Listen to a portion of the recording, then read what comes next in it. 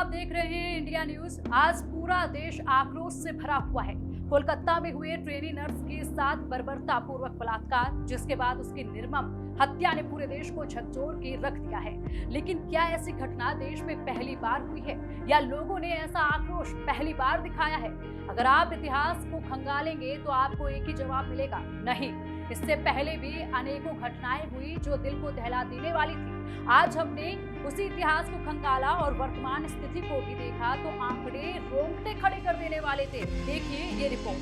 भारत, जहां महिलाओं को देवी माना जाता है और उनकी पूजा अर्चना की जाती है, वही भारत आज महिलाओं के लिए सबसे असुरक्षित देशों में से एक है। पूरे भारतवर्ष में हर 16 मिनट में एक प्रति घंटा 3 से 4 तो वही हर रोज 80 से 90 रेप केस ऑन रिकॉर्ड दर्ज किए जाते हैं। एनसीआरबी के 2023 की रिपोर्ट के अनुसार साल 2022 में पूरे भारत में टोटल 31,516 रेप के मामले दर्ज किए गए।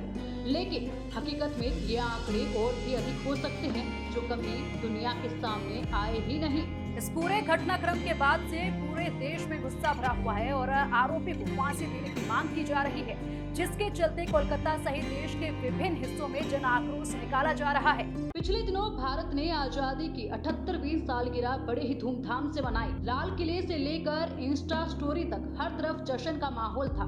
लेकिन वहीं पश्चिम बंगाल की राजधानी कोलकाता के आरजीकर मेडिकल कॉलेज की जूनियर डॉक्टर मोमिता देवनाथ के साथ जो हुआ, उससे पूरा परिवार कॉलेज सदमे में है। 8-9 अगस्त के आधी रात को नाइट ड्यूटी पर तैनात मोमिता के साथ जो हैवानियत हुई वो रूह कपा देने वाली थी। ऑटोप्सी रिपोर्ट के मुताबिक ट्रेनी डॉक्टर के प्राइवेट पार्ट, आंखों और मुंह से खून बह रहा था। चेहरे और नाखून पर भी चोट के निशान थे। उसके पेट, बाएं पैर, गर्दन, दाहिने हाथ और होठों पर भी चोट के निशान मिले थे। उसकी गर्दन की हड्डी भी टूटी हुई थी। अभी इस घटना को हुए 1 सप्ताह का वक्त भी नहीं हुआ था, तब तक कई और ऐसी ही हैवानियत की घटनाएं सामने आने लगी, जो महिलाओं, बेटियों की सुरक्षा पर सवाल खड़े कर रहे हैं। कोलकाता के बाद उत्तराखंड में एक नर्स के साथ हुई दरिंदगी ने हैवानियत की सारी हदें लांघ दी हैं। उत्तराखंड के उधम सिंह जिले के रुद्रपुर में एक निजी अस्पताल में कार्यरत नर्स की रेप के बाद गला दबाकर हत्या कर दी गई,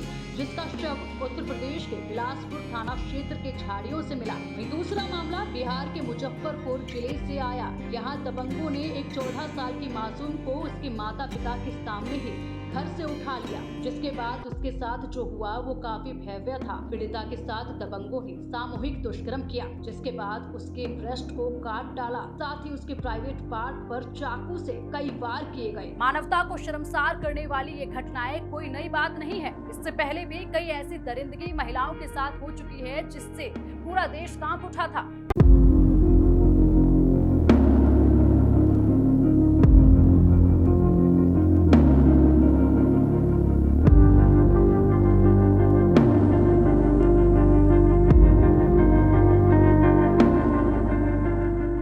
एनसीबीआर के अनुसार साल 2022 महिलाओं से संबंधित आपराधिक मामलों में 4,45,256 केस दर्ज किए गए, जो साल 2021 में दर्ज आंकड़ों से ज्यादा है। महिलाओं के साथ हुए इन अपराधों में 13,479 केस दहेज से संबंधित थे, तो वहीं 1,40,000 से अधिक रिपोर्ट पति या रिश्तेदारों द्वारा प्रताड़ित किए गए मामले थे, जिसे आईपीसी की धारा 498 के तहत दर्ज किया गया।